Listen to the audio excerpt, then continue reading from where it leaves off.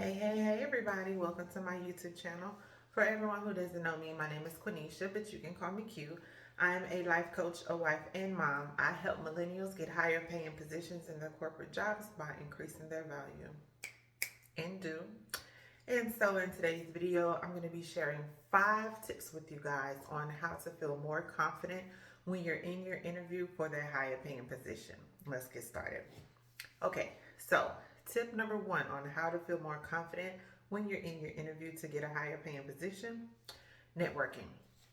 I need you guys to network. And when I say networking, I don't necessarily mean going out talking to random strangers and exchanging business cards. That's not what I mean. When I say networking, I mean talk to people who are already in the position you want to be in. You know, they can share meaningful tips with you, experiences, situations that you may that you may encounter. You can gain knowledge from these people. Network, guys. Talk to the managers that are already there at your current position. When they are familiar with you and they're comfortable with you and they like you, they can put in a good word for you. No lie, my husband is at his current position. He's been there for less than a year. He's gotten 3 promotions. Not one, not two. 3 promotions in less than a year. The current position that he's applying for, it would be his 4th promotion. And I kid you not, guys, he has people in other cities requesting him. He's never met these people. He's never worked for them or with them. It's just word of mouth. People talk, guys, and they're requesting him to come out there because they've heard that he's a good worker and he can get all these great results. He's never met him. Never. So that's why it's important to network, guys. You never know who knows who in the industry, because I cannot stress enough that people talk. And not only that, when you get used to talking to people who are at a higher level than you, it makes it easier for you. I mean, let's just be honest. Some people get uncomfortable when they're talking to managers or when they're talking to their boss or when they're talking to corporate. It's like they feel like they are less than for some reason. I mean, not me, baby, because I'm not. I'm just saying there are people who feel this way, but when you are used to talking to people at these levels, it doesn't phase you. You have the confidence to go through an interview, because when you interview, you're going to be interviewing with someone who is at a higher level than you. Probably your boss will be there in the interview, and you'll be comfortable talking to them. It's just like talking to another person. They're a human just like you're a human. You know what I mean? So networking really can build that confidence and put you in a position where you're comfortable in your interview talking to whoever it is that's interviewing you. Okay, that was tip number 1. Tip number 2, stay in your own lane. And when I say stay in your own lane, I don't necessarily mean, girl, stay in your lane, mind your business. That's not what I'm talking about. My husband gave me this metaphor, and I use it. I have to revert back to it every now and then. Life is like driving down a highway, right? You have 3, 5 lanes, and all these cars, all this traffic, and everybody's going in their own direction. It may look like we're going to the same place, but not necessarily, right? I may turn right when you're supposed to turn left. I may go over a bridge when you have to go under a bridge. You have some people doing 60, some people doing 85. It's me. I'm doing 85. When I'm 85, I'm probably doing 80. And I put it on cruise control. But then if I see a cop, I knock it down to 75. I mean, I'm in Houston, so 75 is like regular. So I'm in the fast lane doing 75, right? And you could be in the far right lane doing 65. It may look like we're going to the same destination, but not necessarily. And your story is not my story. I mean, you could be applying for a position that could say in the job description, one of the qualifications is you have to have a bachelor's degree or relevant work experience. You may have the degree, I may have the relative work experience. So your journey is different from my journey. You can't worry about what everybody else around you is doing. You have to focus on yourself, where you're trying to go, what goals you need to complete to reach your destination. And when you are in other people's lane, you tend to compare yourself, right? So in the example I just gave, You may have the degree and I may not, right? I have the relevant work experience. And so I could be looking at you like, well, dang, why is it that they only have to do this, or why did they go through XYZ and I have to do something completely different? Like, how is that fair? Or how is, you know what I mean? And when you compare yourself to other people, sometimes it could cause your self-esteem to drop. It could cause your confidence to drop, but you don't necessarily know their story. You know what I mean? So that's why it's important to stay in your lane, focus on where you're going, the speed you're going, the turns you have to make, the bridges you have to cross to get where you are trying to get to. Okay? So that would be tip number 2. Tip number 3 is knowledge. Guys, knowledge is power. We learned that in school. Knowledge is power. Same example I just gave. College degree, relevant work experience. There's only so much knowledge you can get from a book, right? From going to school. You can go to school all day, but a lot of your experience and a lot of your knowledge is going to come from situations that you had to encounter and overcome.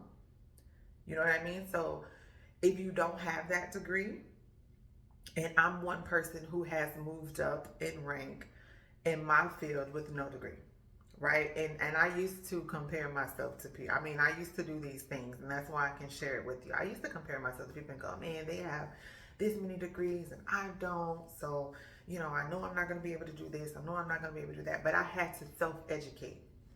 Knowledge is power, guys. It's 2023. You don't have, I mean, we have access to knowledge that our parents and grandparents did not have. Like, we don't necessarily have to go to a library and check out an encyclopedia and, you know, like, I mean, I'm reaching, but we don't have to do that, guys. It's 2023. We can look at a YouTube video. Baby, I pulled up a YouTube video the other day because, now this is petty, but I'm just saying, I was trying to pop the hood on my car, right? I didn't just get the car, but I'm fairly new to this car, right? And it's a newer model, and I usually have older model cars. So I couldn't pop the hood the way that I would normally pop the hood on the car. I literally had to get on YouTube. I mean, there were men around, whatever, but I'm not into the whole damsel in distress thing. So, like, no, I'll figure it out. I pulled up a YouTube video, typed in the make and model of my car. How do you open the hood? Bam. Pop the hood. My daughter and I have a 15-year-old. My daughter and I was like, really? But I mean, I had to do a little extra. But guys, we have access to so much knowledge that our parents and grandparents did not have. There's no reason why you shouldn't know how to do whatever this job is that you're applying for, because you're already in the field. So you should already know the basics. If you're trying to learn something extra or something additional, look it up. Google it. Not saying that everything on Google is factual, but guys, knowledge is power. Self-educate. Do not rely on a college degree. Not saying you don't need to go to college, but don't say, oh, just because I don't have a college degree, I can't do this, that, and the third. Yes, you can. Figure it out. You can do it. Okay? Self-educate. Knowledge is power. Okay, tip number 4. To build your confidence when you're applying for a higher paying position, you have to make mistakes. You have to make mistakes. Making mistakes gives you that learning environment that you need to build the knowledge that you need, to build the confidence that you need to get the position. For example, say I'm scrambling eggs for the first time, right? And, you know, I've never done this before, and so I'm just giving it a shot. And actually, my son did this. I have a 10-year-old as well. I have 2 kids, one 15, one 10. And my 10-year-old is like, Mom, I want to make eggs. I want to make scrambled eggs. I'm like, okay, baby, go ahead. And I'm really big on letting my kids figure things out. I don't want to give them answers to everything, which they're a little spoiled. I do give them more answers than what they need, but that's my problem. That's my lane, not yours. I'm turning right, you turning left. So he goes to scramble the eggs, and I've shown him how to scramble eggs before. So this is not his very, very first time. This is his first time doing it without me standing over him telling him what to do. He puts the stove on high, and he puts the eggs in the skillet. Eggs burn. He's like, oh, Mama, shoot. You know, my eggs burn, blah, blah, blah, blah. I'm like, okay, baby, let's try it again. He tries it again. He puts the stove on medium. Eggs don't burn, but they're a little dry. To him, obviously, he's like, oh, these, this is good. I'm like, well, baby, they're a little dry. You need to turn it down a little bit more. So he ate those eggs.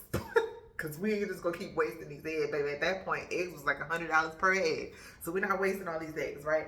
But the next time he came, he put the stove in between low and medium. Perfect eggs. So now he has the confidence that I can go down here and scramble eggs for myself if I want to fix breakfast, or scramble eggs for my sister, or scramble eggs for my mom. And his confidence is built, and he's 10.